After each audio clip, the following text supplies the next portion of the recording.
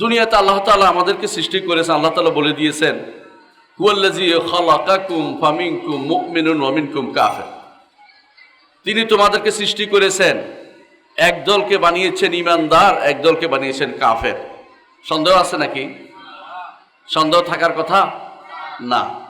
সত্যি সত্যি পৃথিবীতে দুইটি ভাগে বিভক্ত, একদল ঈমান এনেছে, একদল ঈমান আনেনি।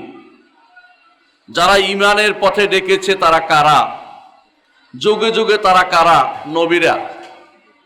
নবীদের মিশন হচ্ছে ঈমানের মিশন, নবীদের মিশন হচ্ছে আকীদার মিশন। মনে রাখবেন, আকীদা ও ঈমানের মধ্যে মৌলিক কোনো ফারাক নেই। তো কেন আমরা ঈমান বলি না আকীদা বলি, এটাও বুঝার দরকার আছে। ঈমান হচ্ছে ইসলামের একান্ত পরিভাষা।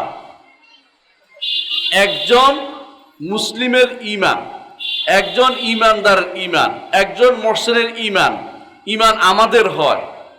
একটা বৌদ্ধের ঈমান বলতে পারি না, খ্রিস্টানের ঈমান বলতে পারি না, কিন্তু আকীদা জিনিসটা খ্রিস্টানেরও আছে, বৌদ্ধেরও আছে, হিন্দুরও আছে, সবারই আছে, আছে না?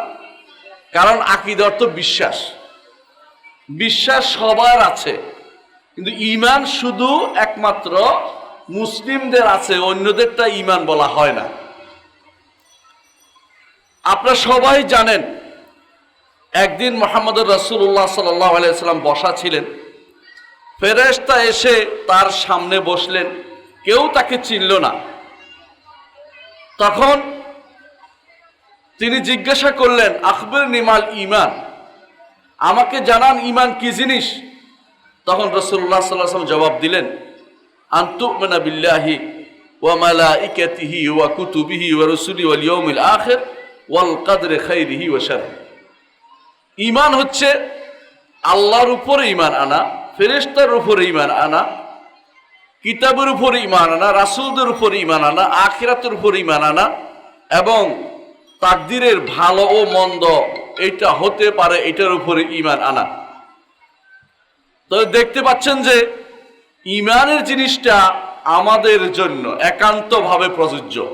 মুসলিমের জন্য যেই ব্যক্তি এই ছয়টা জিনিসকে সুন্দরভাবে যথাযথভাবে তার অন্তরে ধারণ করেছে, মুখে স্বীকার করেছে, কর্মকাণ্ডে পরিণত করেছে, সেই ব্যক্তি হচ্ছে ঈমানদার, সেই ব্যক্তি হচ্ছে ঈমানদার। তাহলে ঈমানদার কেন বলি? ঈমানদার হতে হবে, নাহলে জান্নাতে যেতে পারবেন না। আকীদা অর্থ বিশ্বাস, যে যা ধারণ করে তাই বিশ্বাস হয়। আপনি যদি মনে করেন যে এখানে কিছু আত্মা ঘুরে বেড়াচ্ছে, এটাও একটা বিশ্বাস। আপনি যদি মনে করেন মরার পরে আবার আমি ব্যাঙ্গাসি হয়ে আসব, এটাও একটা বিশ্বাস, কিন্তু এগুলি ঈমান না, এগুলি ঈমান না। মুসলিমের খাঁটি যে অংশটুকু ওইটার নাম ঈমান, আর যে অংশটুকু ভুল এটা হচ্ছে ভুল আকীদা।